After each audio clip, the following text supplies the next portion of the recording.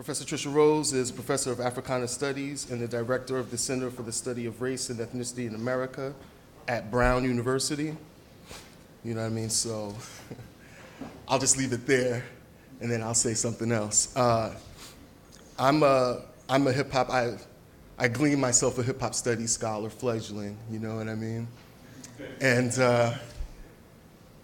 I always tell us this is my third time introducing you this semester, third time introducing Tricia this semester, and this will be the third time that I say her book, Black Noise. For me, being a New York City kid, grew up in the Bronx in the 80s, who lived, breathed, smelled, tasted, heard, lived hip hop. And like, you know, my best friend in the world is my man Enrique, who's a writer. And we have these, we have all, like you'll hear me talk about this in the panel at 11 o'clock, but we have all these mantras that we've been repeating to each other throughout the course of our relationship since we were 12 years old. You know what I mean? And we always, one of the things that we always say about us is just like, you know, like, we came up in the hood or what have you, but for us, the hood is multiple. It doesn't mean one thing.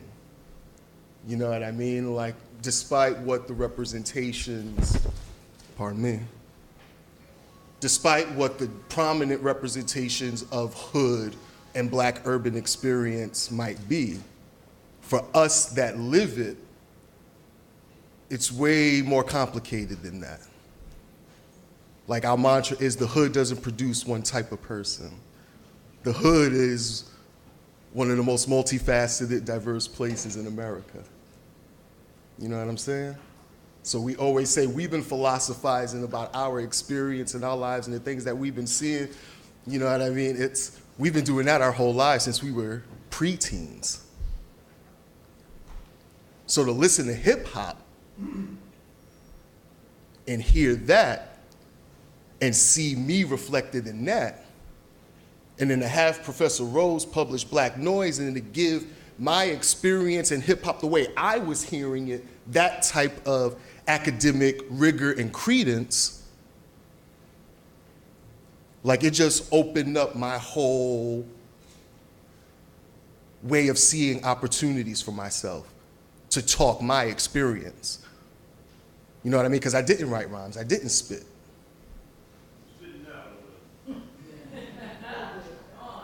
You know what I'm saying? Like, but I lived that.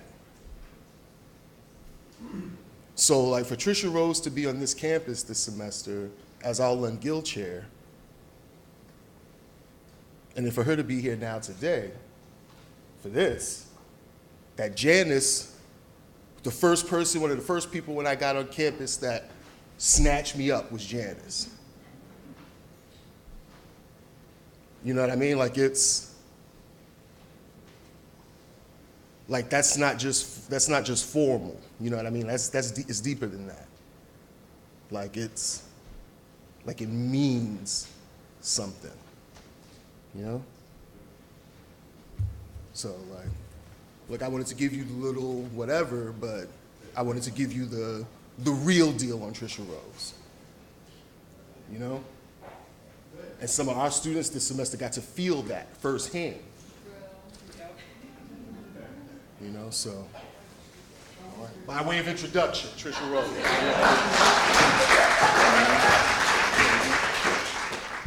Well, I was about to just ask him to go on and give the lecture there because I thought he's going to do a better job than me. He's breaking it down. Thank you, Gil, very, very much. That was very kind, incredibly sweet. I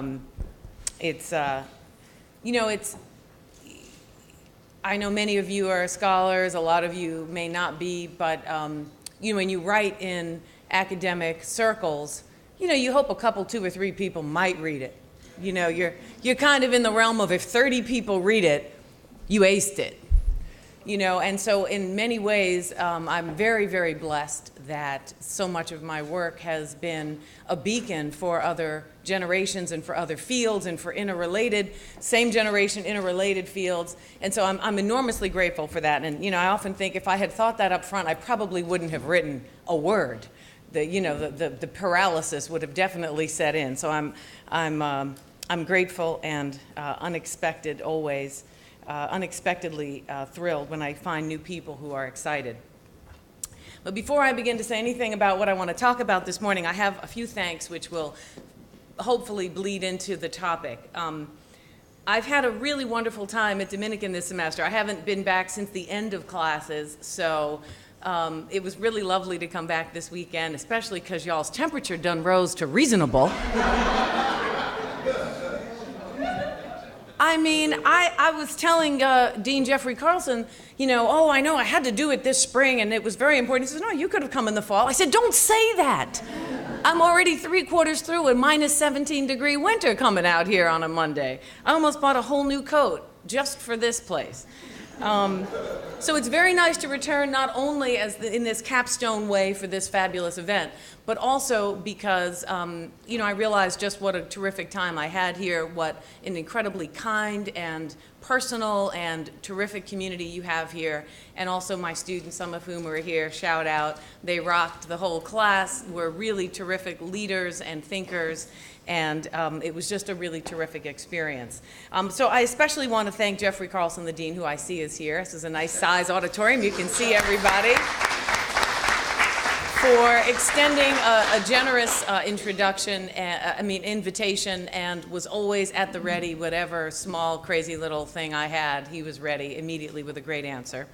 I want to thank Gil Cook for being the person who actually recommended me, right, in the first place. And to everyone who listened to him, because, you know, we recommend things, that does not mean they happen. But for him to really go out on a limb and say, this is someone I think we should bring. And of course, the president, Donna Carroll, who supports all of this, including this event. I want to thank her, too. She's been very kind and wonderful. But my biggest thanks have to go to Janice Monty for this.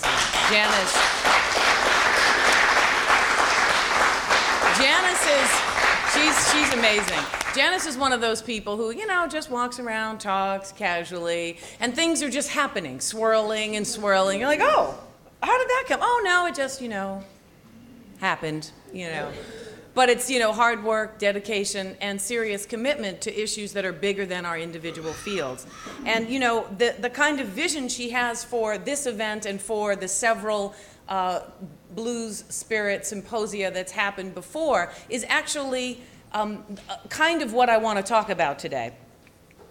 And I really want to talk about the fact that this event started in, I think, 2008, Janice, right? 2008, is the only university-sponsored conference on the African American blues legacy. Let me just, that's a beautiful thing. That is a beautiful thing. But, you know, academics are by nature, you know, we have questions. And my first question is, so really? The only conference on the African American blues legacy in the United States? In a country who would have no 20th century music without the blues? And nobody can figure out they should be talking about it, thinking about it, asking questions about it, learning about it, teaching about it. That's our job. Our job is, you know, figuring out how to educate people about things to make them better human beings and better citizens and better participants. We teach the most obscure things on earth in the academy, and we defend it. Well, you know, I do have to know how the letter T as a typeface changed across centuries, and it's very important. We're going to have a major in it. Freedom of inquiry, that's what we're about.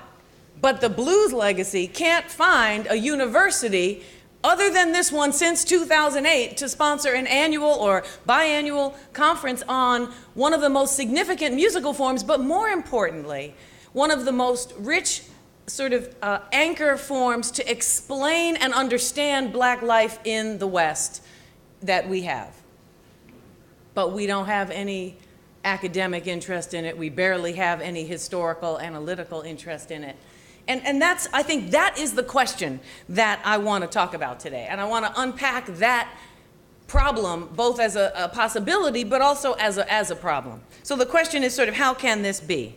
If the blues as a point of origin runs through nearly all of American music, it's the unifying principle for jazz, R&B, gospel, rock and roll, and hip hop, despite people who like to separate hip hop off into its own universe. It suffuses Broadway, Tin Pan Alley, bluegrass. How can something so generative, so powerful, so full of the spirit, and more importantly, as Cornel West has so brilliantly put it, and pretty much he puts everything well, so that's kind of a redundant statement, but that blues is the hope in the face of catastrophe. How can something so powerful, so important, that generates a narrative of hopefulness, not always hopeful, but hopefulness in its last iteration, in the thing that it leaves you with, how can it be that something that provides so much hope in the face of catastrophe can be so marginalized, so understudied, so understood?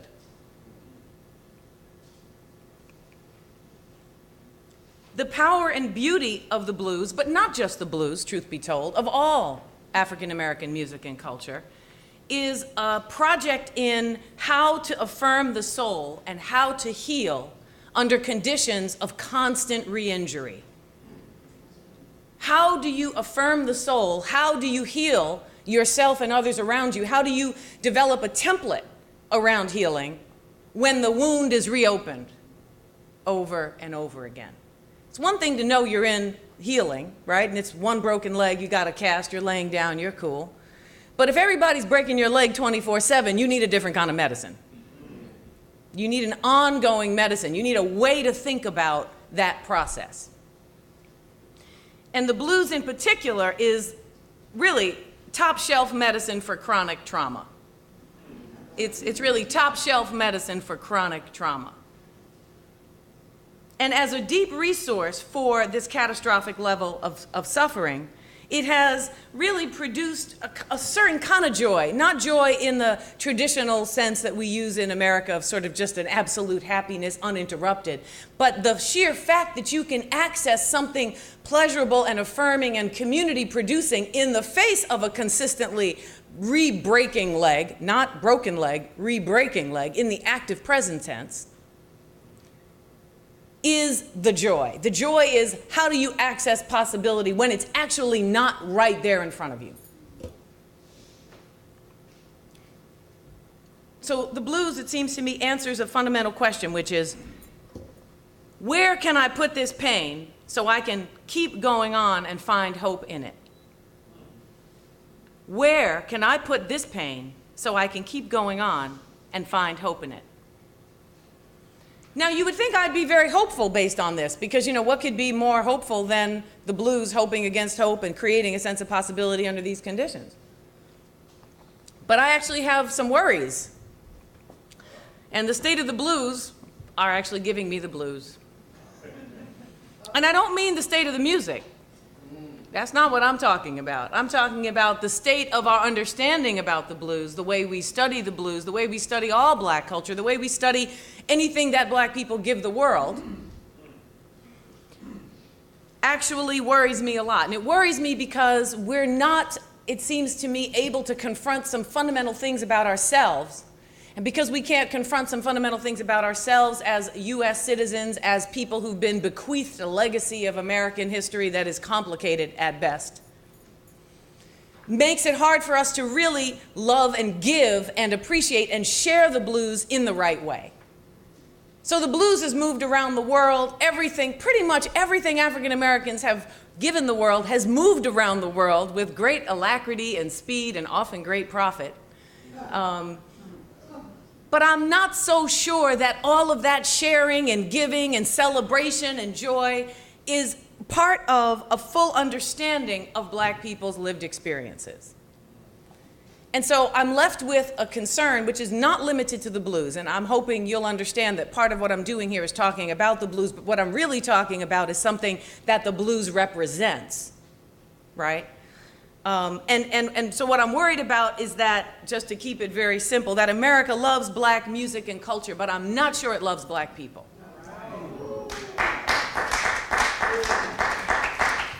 And I don't mean to impugn anybody's personal love of anybody, just let's get clear.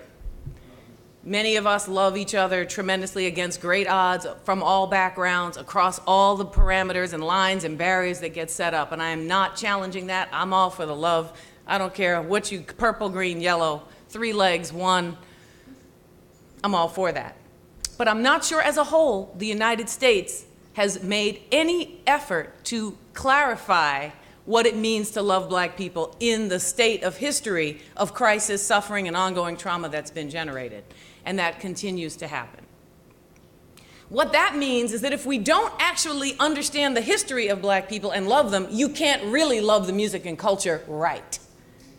You see, that's really the problem. If you don't understand and really empathetically attach and really connect to and compassionately grasp the full depth of the ongoing trauma and suffering, doesn't mean you gotta cry and lay down and fall on the street, because the blues actually helps you avoid that. Right, I mean, the lesson is get up and let me tell you a story about how to survive this. But if you can't attach to that experience, if you can't feel an empathetic sense of grasp of the depths of it, then you can't love it right. It's not an intention that's the problem. It's a reality, it's a circumstance, it's a blind spot that the way we understand race in America gives us. So we're in a crazy moment right now where I call it, now I gave a lecture here and had a great conversation with a different group of the members of the community. I had a conversation about how we can understand race in an era when we claim to profess that the best thing to do is not to see it at all. I find this very perplexing, I have to say. And I've studied colorblindness in a variety of different venues, and there are a lot of different ways to think about it. But what comes through all the way around is that there's a drive to imagine that at this historical moment, despite all the evidence to the contrary, we think we can solve a problem that you can only understand by looking at the way race works, not capitulating to narrow boundaries, not agreeing that race is the only thing we should do, but that you have to account for it to make sense of it. You have to account for it to change it. You have to see its work and its operations to figure a way out. But what we've done instead is claim that by not acknowledging the way privilege works and the way discrimination works based on race, that we're going to fix it. We're going to actually go blind so we can see. There's a blues song in there, and if I had any skill set whatsoever, I would write a blues song about color blindness. I know I need your help though, because really it's not. Yeah, I mean, you're gonna have to help me with the lyrics. I'll give you a couple ideas, but I need somebody else to write the lyrics because there's something in there. I guess something like, I'm so blind, that's why I can't see, right? I mean, really, I'm so colorblind, that's why I can't see race. But I'm working on it. I'm gonna come up with something. So we're in an era where black culture itself, and I'm going to talk a little bit about hip hop because as Gil so graciously said, clearly that's one of my levels of expertise, but I do also study 20th century black culture as a whole, and hip hop grows out of those experiences, particularly post-civil rights era black life. But we're evolving into a moment where the society is actually just as fascinated and obsessed with whatever the youthful generation of black music is, because that's where the obsession starts. It's not just black music as a whole. It's the generational relationships that matter, and yet have no idea that it's a black cultural artifact or that it comes out of a black cultural experience. Not only a black cultural experience, but primarily and significantly. So what we have is an appreciation for black culture without knowing what black culture is or that it is black culture, and that is really the kind of blind spot that leads us into insane understandings. And I was going to tell this story later, but I'm going to tell it now, which is that, I teach a big lecture class on hip hop, and I teach other courses on black culture in the 20th century. But one time, at one of the schools I've taught at over the years, will remain nameless because I think I do see 2 or 3 cameras, so I will not be naming any names. But anyway, at some school in my past, a room full of students, predominantly white. I teach at predominantly white institutions, and even if every black student on campus came to my classes would still be predominantly white. Those are the numbers we're talking about. They don't all come because they're all majoring in engineering so they can actually get a job, because they know how hard it is to get a job even with a degree as a black person. So they're like, I'm good with hip hop, I'm already good. Like, I have a degree in hip hop. They're like, Gil, we were philosophizing, we're straight. We got our own degree system working out. So anyway, After the first lecture, I'm explaining the course, and I'm saying, here's what we're going to do, and we're going to start here. And, I'm the Vanna White of ideas. I'm just like showing them all the letters. And that's Wheel of Fortune for those of you who do not watch this geriatric show that I sometimes attend to. Anyway, and I'm showing them all, blah, blah, blah, and this is what we're going to, just like a map, a road map. It's the first week. You got to warm them up, and here's what's going to happen. Here's the syllabus. Back of the room. Excuse me, are you going to actually argue in this semester are you going to say and make the claim that hip-hop is black music? And I wish right then I was a short story writer, because I cannot begin to describe to you how confused I was by the question first. I'm like, what do you mean? Are you upset about that? Or you think that's not true? Or you think, like, what are you actually asking me? He said, well, hip-hop's not black. And I thought, oh my God, it happened. I'm like, it happened to the music everybody thought was so black it could never happen. Right? It's happened to every music before, every single black music. And here it was happening to the most overtly, excessively, narrowly ghettoized, racialized, produced music you could possibly come up with. I mean, how much more black could hip-hop be? What would it have to do? I mean, if I wanted to say I want a music that is so black nobody could steal it and claim it isn't black, I would make hip-hop. I mean, it's got enough racial stereotype in it to signify blackness right away. You don't even have to be really black. You just have to be stereotypically black, and you're straightened out. I'm not kidding. I mean, I'm joking, but I'm not.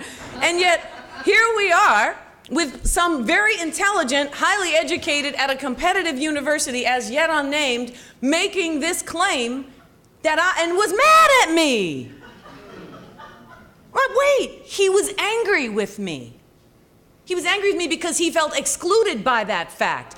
Not welcomed into a tradition that he's entitled to participate in with a position of respect and parity and understanding and equality. No, he wanted to own it without having to deal with the racial consequences of what it means to pay attention to black life. He wanted to own it and got mad because I interrupted the project. I interrupted it, and because I knew what I was talking about, he couldn't actually win that argument, so he dropped the class that day.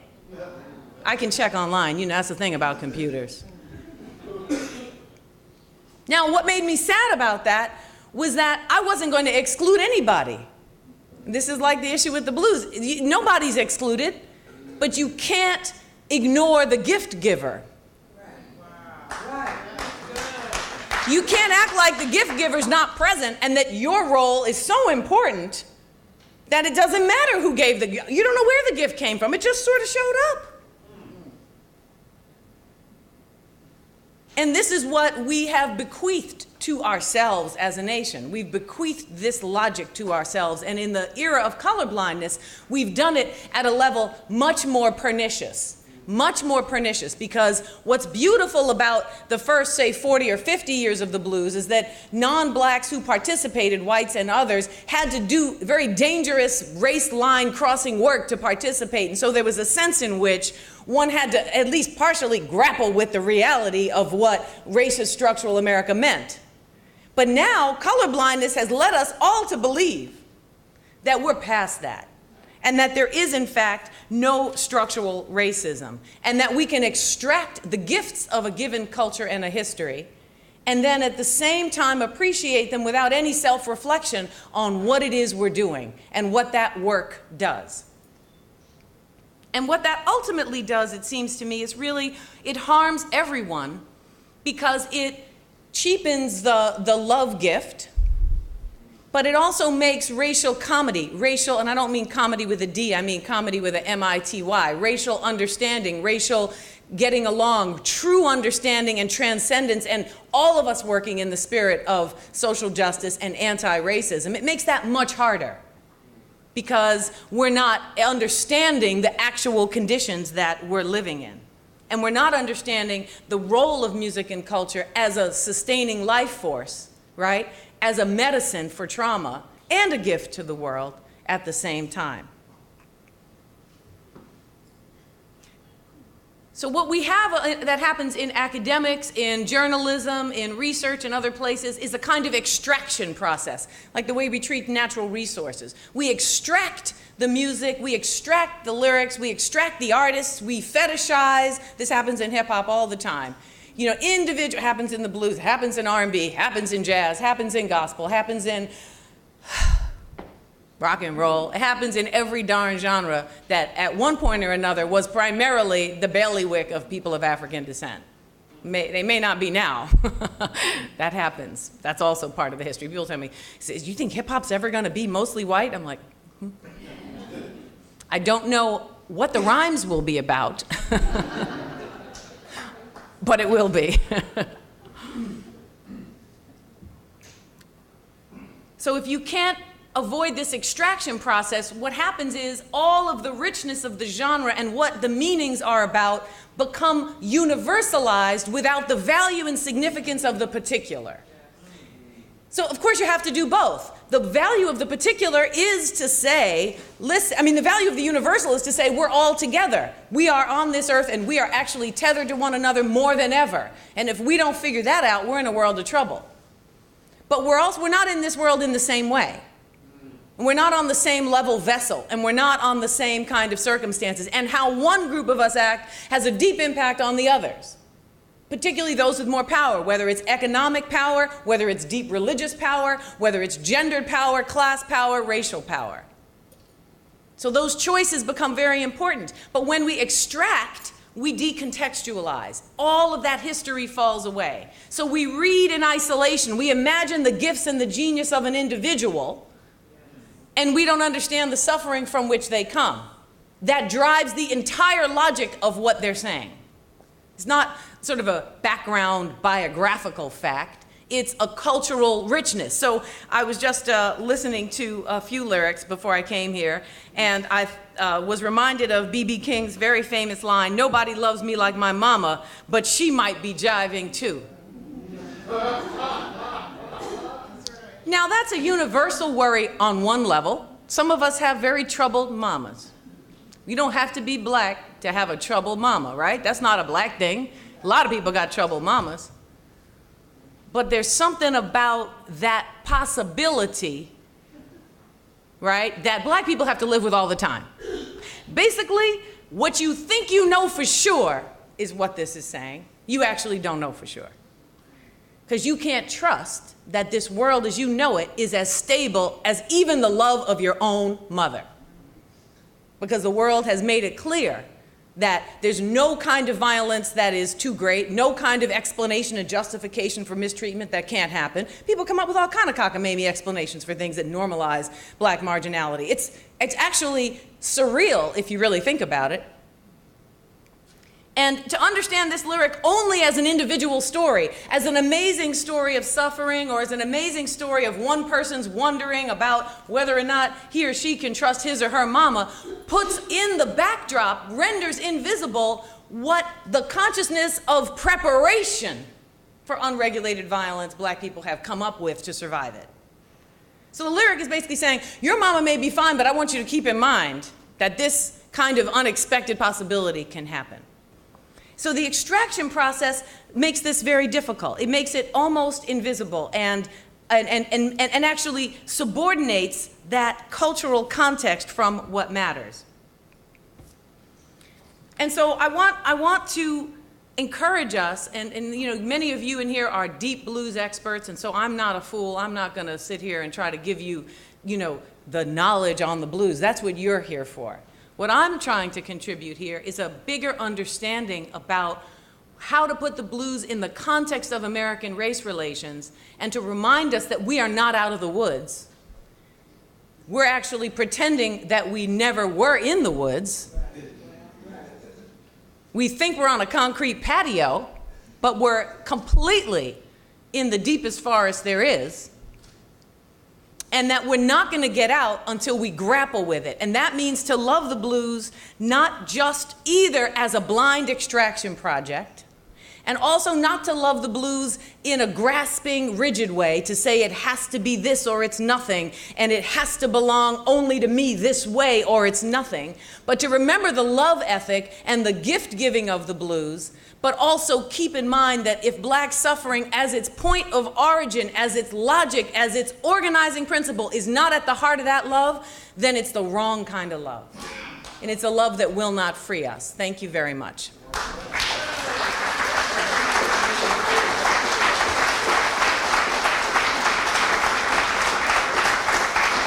Thank you. I wanted to leave enough time for conversation, so I hope I did. I didn't even bring my watch up here. How are we doing? Did I mess up? Are we over? How much? Janice, what are we doing? Okay. Okay, great. All right, super. Thank you. Any conversation? Yes, sir. One thing I love what you pointed out was how some people, especially white people, take our music and label it for our themselves. I remember I'm a music teacher and I play all around, all over the world. And I meet these young guys or young ladies that want to play blues, and some of them listen to funk, and they say, you ever heard of George Clinton? No, I've never heard of him, right? You ever listen to funk before? Like, what color am I? Yeah. It's so weird that a lot of people are doing that. Yeah. Music is a gift. Yeah. Music is a gift, and it's for trauma, it's for everything. But Right. when you go to the history of blacks, Right. back in the South, my parents is from Mississippi, Mm-hmm. and they brought me in the house to play blues. Don't get me wrong, I'm a rock guitar player. We know that. But I can play the blues, and when I do play the blues, I do play from my heart. And I play from convictions, and I think about my parents, and they've been through, and, and all that type of stuff. And it's been a long road, and still, we're not out of the woods. Like Yeah. I said, still in the woods. Right. But if we keep preaching the knowledge to these young people, and then see that's to everybody, doesn't matter what color you are. Right. You get an understanding about black culture and what we've been through. That's why we play the music the way we do. With so Right. much compassion and so much love. Right. Doesn't matter if it's hip hop, jazz, Right. classical. Right. As long as you play from your soul and heart, it all falls. Right. Right. Thank you. I appreciate that. I mean, I think, I had like 11 lectures that I was like, I got to take that out. That won't work. I'll be here for 2 days. But one of the points I was hoping would come up is what you raised, sir, which is, what's your name again? Benjamin. Pistol Pete, okay. The thing you raised about, people asking you if you know something, right, like funk, it's not that the excitement and enthusiasm about sharing the music is the problem. It's that there could be such illiteracy about such a profound aspect of living American culture, and the racial dimensions of it is what is continually shocking and disturbing. And that has everything to do with our educational system. It is a crime on this question. It's actually a crime, really.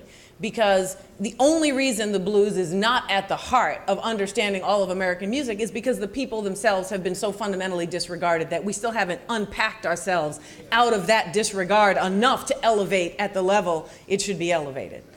And so that's the sadness about that moment that you described that's so important. It's not that, you want everyone to share everything. At least that's my feeling. I want everyone to share everything, but on the right terms, which is equal fair terms. Right? Otherwise, it adds more injury, right? And that's really where the framework for understanding it doesn't actually produce the kind of understanding that we're looking for. But anyway, so thank you for helping me add that to my comments today, and I appreciate everything you said. Yes. Oh, you have your hand up, ma'am? Yes. And then this gentleman here. Yes. Wonderful. I really enjoyed it. Like Mr. Big, I'm an artist. I'll stand up so you can hear me. Yes. How about that? Hell of an artist, thank you. I have went through this in my mind for a long time, especially since my BFF is Janice is my best friend. Nice. That's a good best friend to have. But the thing is, I looked at the fact that for some reason I had a feeling that because people are trying to take over what is ours fundamentally, and I think it is ours fundamentally, blues, I think it created a push-me-pull-you type of relationship, but we lost in so many ways. And I think sometimes we kind of gave it away, but then I think if we hadn't given it away, it wouldn't have been able to survive. You understand what I'm saying? Yeah. And I get really angry, and I won't right now. Personally, wouldn't like me if I was angry. I won't get angry right now. But I think I get really angry when I think, why did they give it away?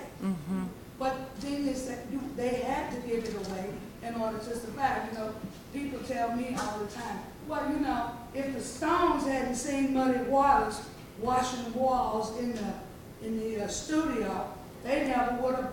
They're the ones that kept the blues alive. The bottom line is, it was going to be alive. It may not have been, and it still is not. I've been doing this 20 years. Have you ever heard of me? Your point is made, honey. Yeah. You know, this is a serious crisis. Very serious. And this really what I was trying to get at with how I tried to structure my comments today, because I'm trying to really help us keep two things alive. One is that music is for everyone. It is about a love share. It is about a gift of joy and beauty and pain and suffering in a way that is about all humanity.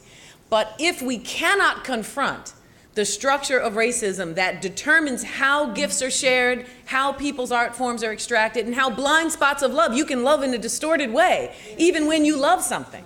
Morrison has a beautiful line about that, right? Violent people love violently. Blind people love blindly. Angry people love angrily, right? People with a lack of racial consciousness love with a lack of racial consciousness, right?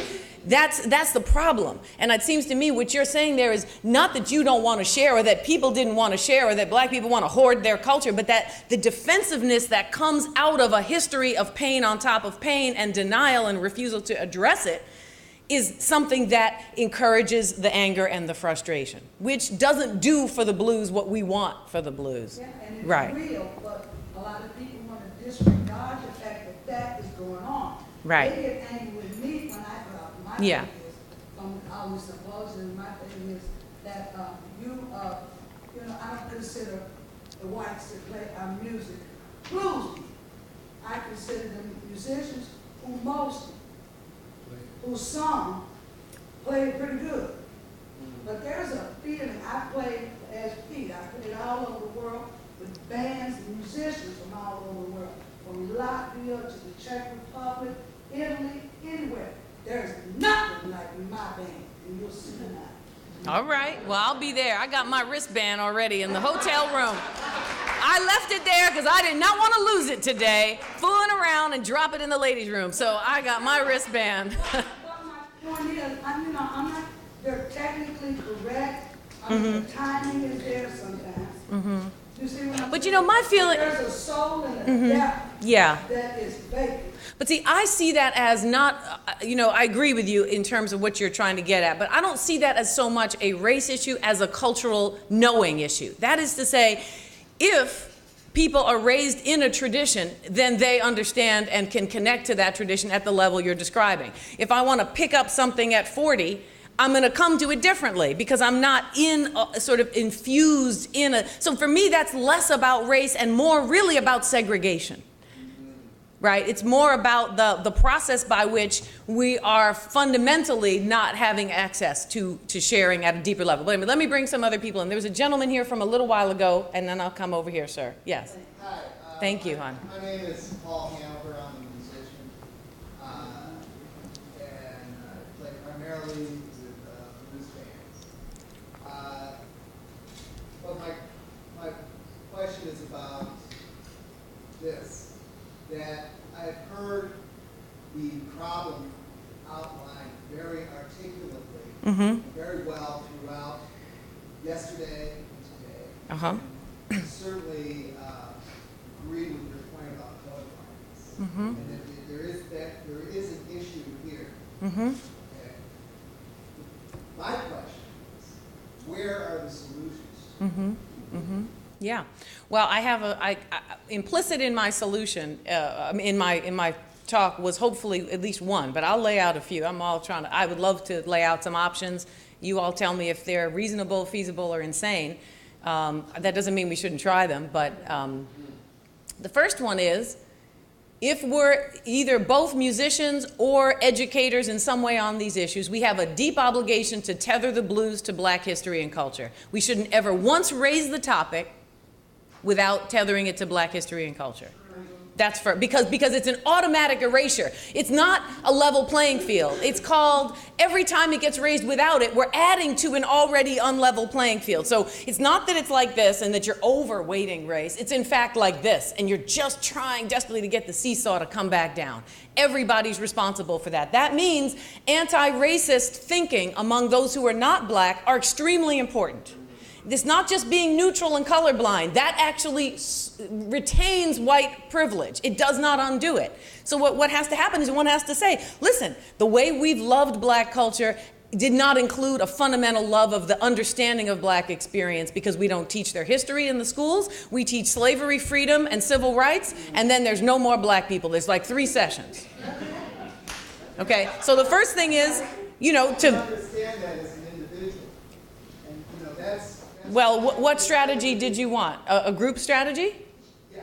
That's Okay. what I'm saying. Okay, well, this is a group strategy and an individual strategy. So the first thing that's the individual is pursuing, you have to work as an individual. If you're a blues player, you're not in the business of being a teacher. Are you a teacher of the blues too? Okay, so then I have to talk to you about how you would tether the blues to Black culture every time you're talking with people. That's first. But then we really need, as musicians and unions and educators, and even here at Dominican and in Chicago of all places, every university should have a blues curriculum. Every high school should have a blues curriculum.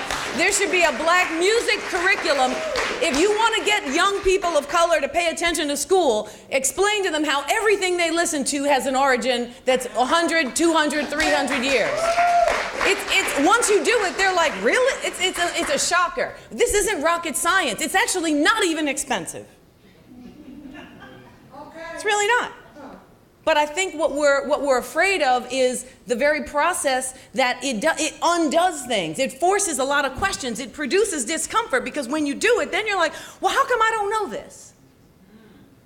And how come these connections haven't been made? And how come blues had to go to London to come back? So educational institutions, the record industry needs to be challenged deeply. It's not the venue for cultural production. It's the venue for economic production. That's its job. We shouldn't depend on it for cultural understanding of who we are, no matter who we are. I mean that for every genre, including rock, including polka, it don't matter. All of it shouldn't be where we go. That means we have to take that venue out of our minds. That's a group strategy. That means we have to create institutions that are not about money, but about art and culture, separate from money.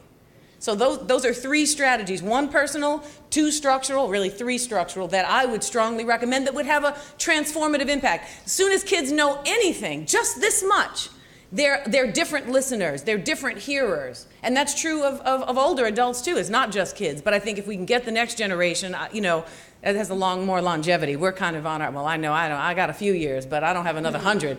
So, maybe 50.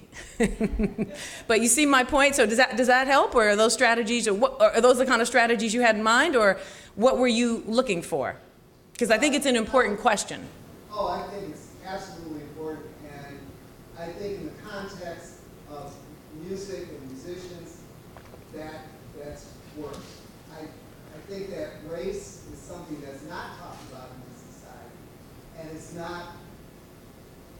certainly not even something there's awareness amongst people who are somewhat aware. Yes, exactly. Short example, a friend of mine,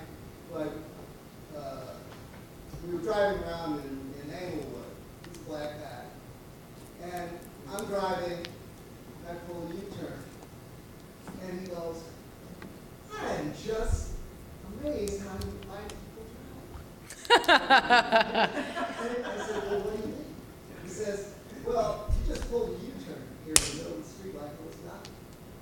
Yep. And I said, yeah. He says, well, and I would never do that.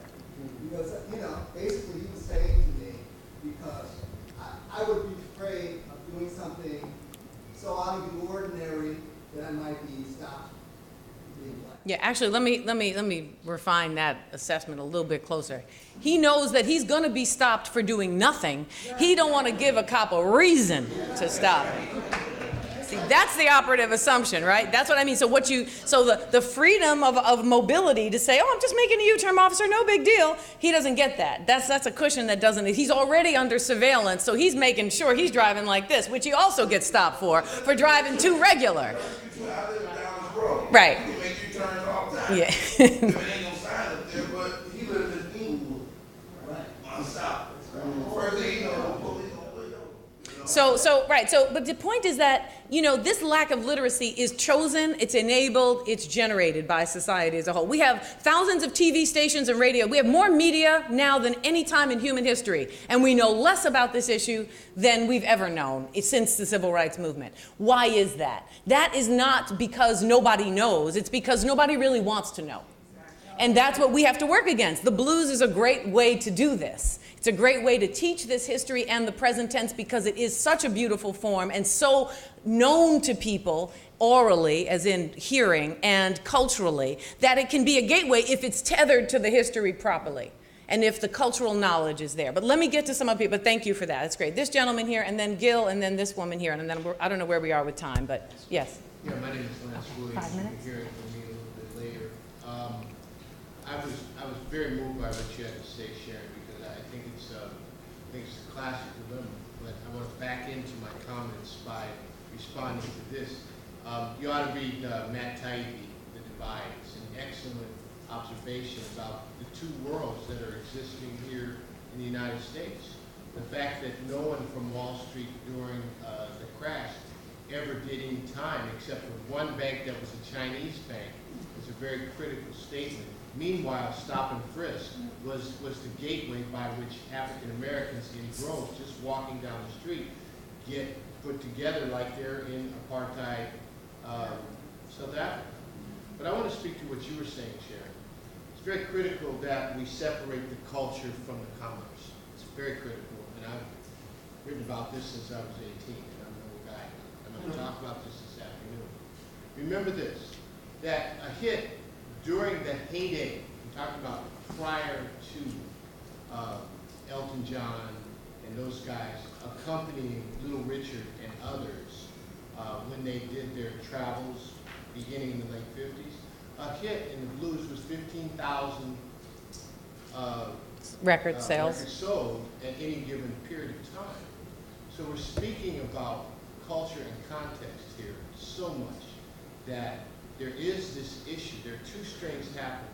The commercial element was brought in, obviously, with the British invasion.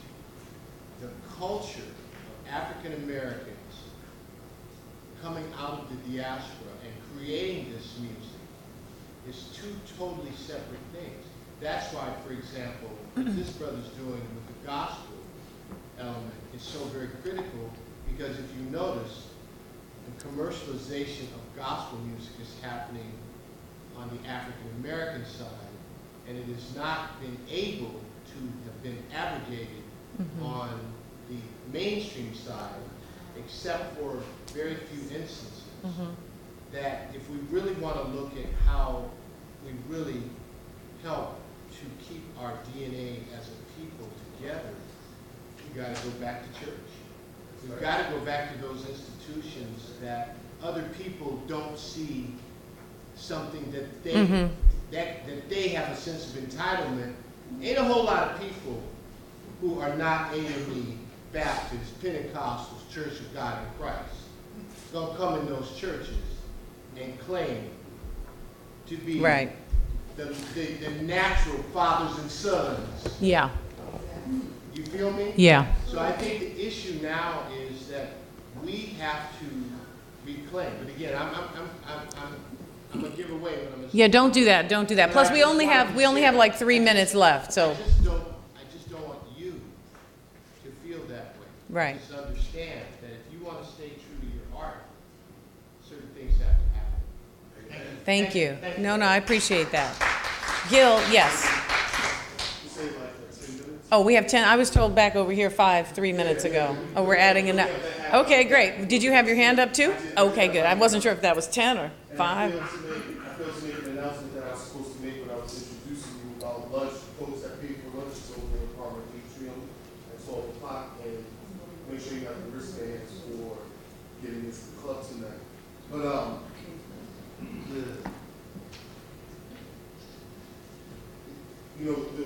the thing that I feel like your lecture brings to mind for me is the conversation that Janice and I have been having as long as I've been here, particularly after the symposium in 2012, when the conversations that symposium generated, a lot like the conversations this symposium generated there, particularly like the Plenary panel last night, is like one of the things that when we talk about the African slave trade and the sort of the cultural contacts that it necessitated for us between European cultural elements, plural, African cultural elements, plural, indigenous American native populations, cultural elements, plural.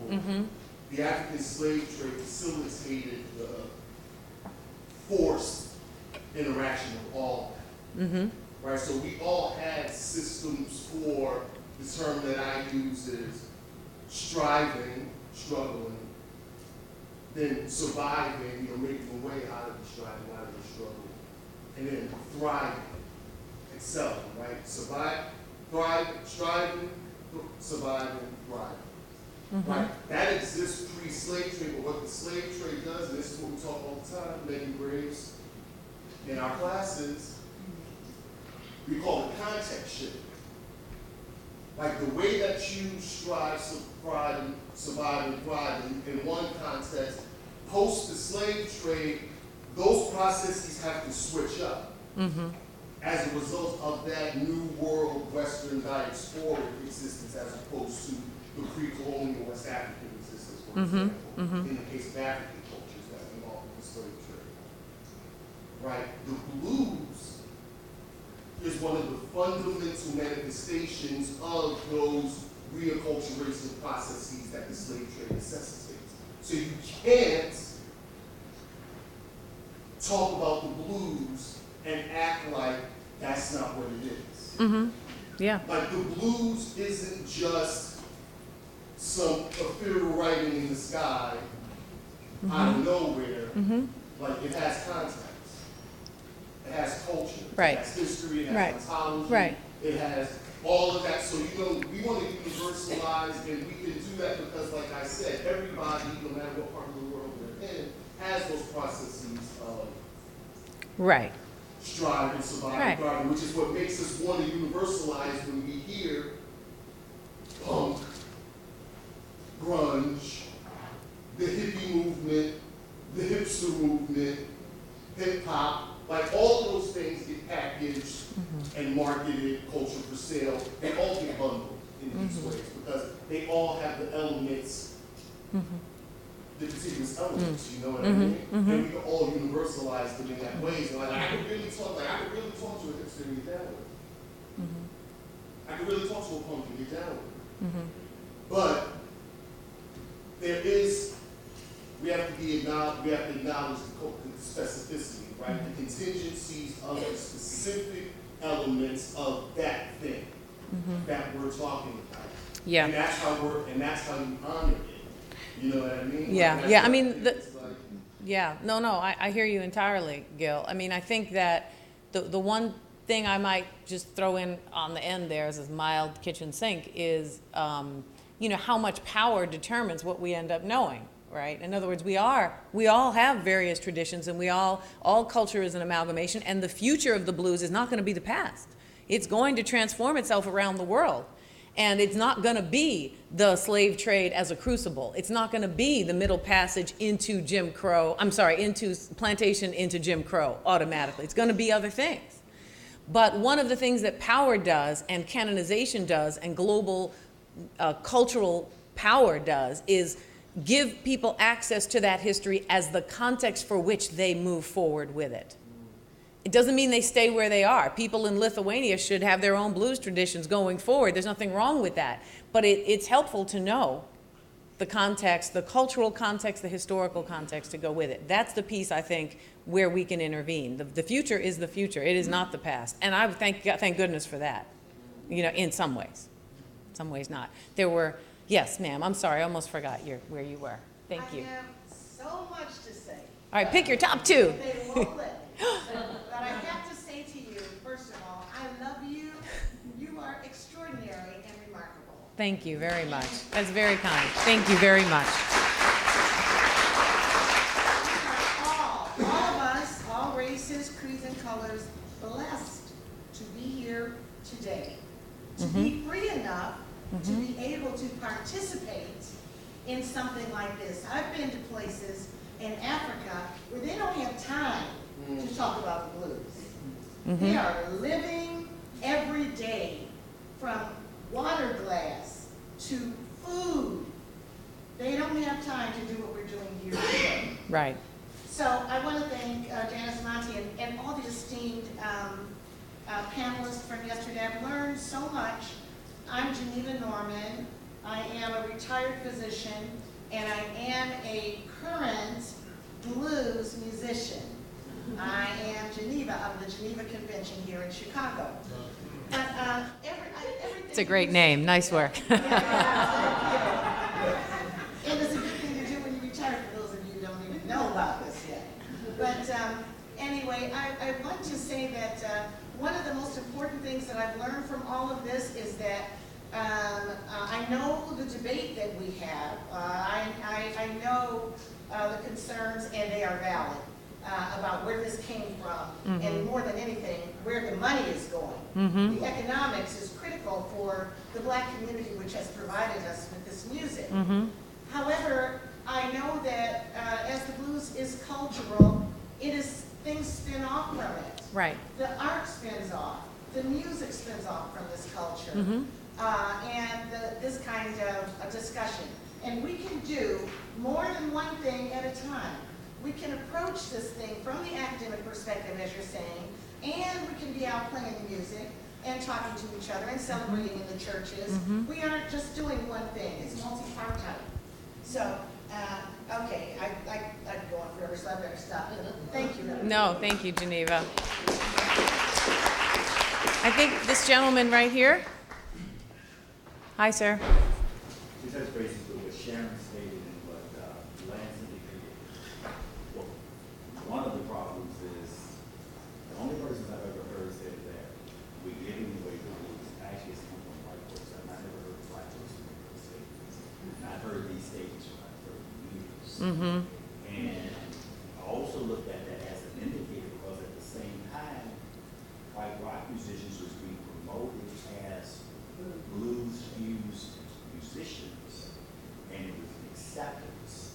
Right. But it's also economics. One of the reasons why all the musicians went over to Europe is because that was some of their greatest paydays. Right. Still is. And it still is to this day, and the appreciation of the music and the culture.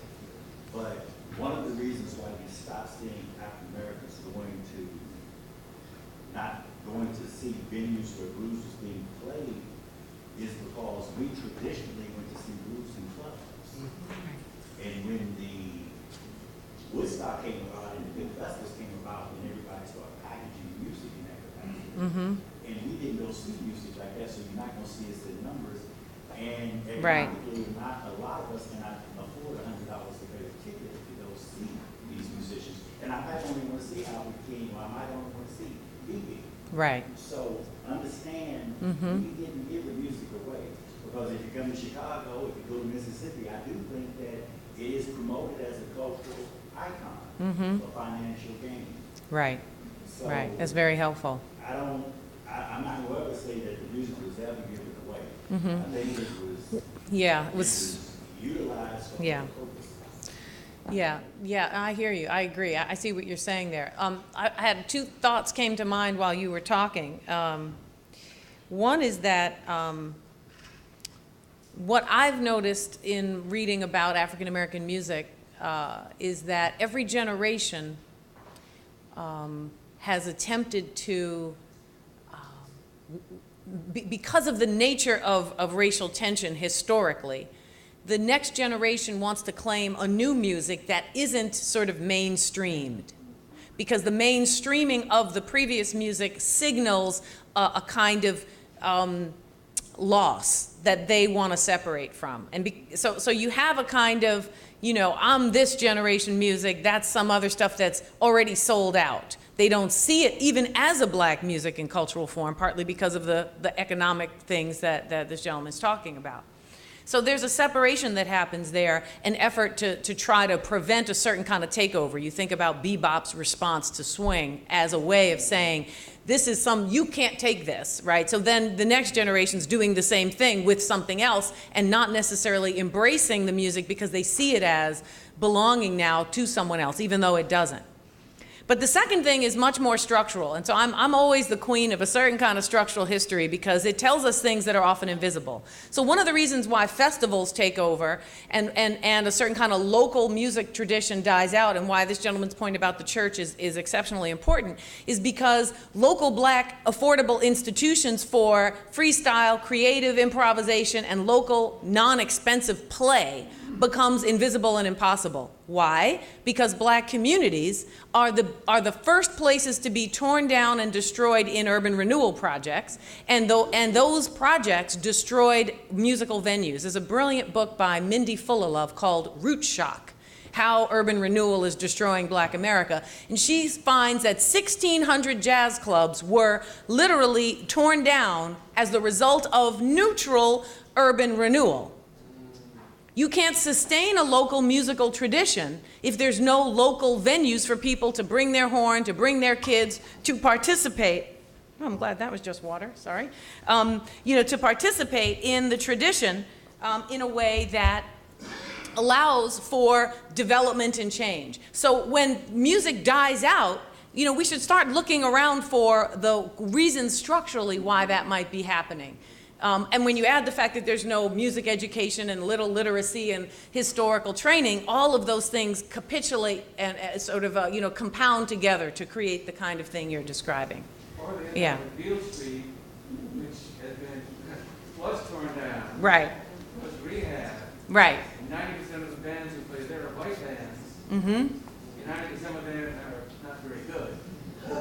Right. And the great majority of the clubs on Beale Street, regardless of who plays there, don't pay. Those musicians are suffering for tips only. Right. Yeah, that's enough. Right. BB's club plays and a few pay. Right. Most are playing for tips only, and maybe a percentage of the club. Right. Right. Right. Beale Street makes $50 million a year. Right. But see, that's what happens when you have a commercial takeover of anything, really. I lived in a neighborhood, there was blues clubs everywhere. Eddie Shaw gave me my first start. Right. And there were Right. blues clubs from California Street, Roosevelt, California, all the way to Maxwell Street, what we used to call it G-Town. And the hospitals, the colleges toured. It was in plans since 1963. Right. I was born in 62. And my neighborhood got tore down like in the 90s. And all those blues clubs. Right. And that what that means is the apprenticeship, the intergenerational apprenticeship links are cut. Right. That's why institutions matter so much. Now, that's why we can't just have a story. Oh, people don't want to hear it anymore and nobody cares or we gave it away. No, here are the structural things that allow music and art and culture to sustain itself when the pay is so limited that we need to fight for. That's why our understanding of how things that look like they're not about race but have tremendous racial impact need to be part of our conversation. Urban renewal is a crisis. But I know we have to go. Actually, I'm pretty sure. Right, Janice, you gave me the 10-minute. All right, one more. Can we get a new question? I just want to invite other people who are thinking. Yes, Jeffrey.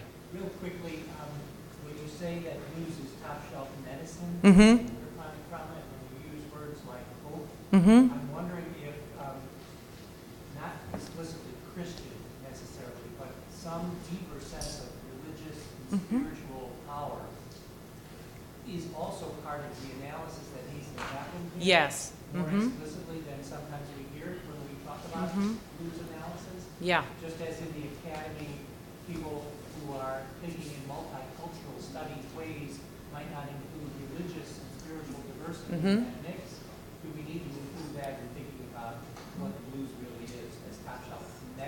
Yeah. actually function as medicine in a person's life. Definitely. I think that the spiritual dimensions are significant. To me, healing is a spiritual project, particularly if you're looking at such systemic, difficult suffering. And it seems to me the blues is tethered to a black model of Christianity, for not always, but in a lot of significant ways. So there's no question there should be a lot more. That's not my bailiwick, so I will not feign to be at the center of that. But there's no doubt there's less and less of that, and there should be more and more of it, because it's a way to think about more holistically, which is a part of a black diasporic process, right? Where that religion is not something you do or that you're subjected to, but it's a worldview you carry around that you engage in everyday life with. If you're talking Yeah. about the diasporic tradition, what is music Go, and, y'all, I'm sorry. what is music Okay. and dance in the diasporic tradition? It's healing. Yeah, no doubt about it. So I say make sure we all go tonight to get some healing, because we all need it. Thank you very, very much. I appreciate it.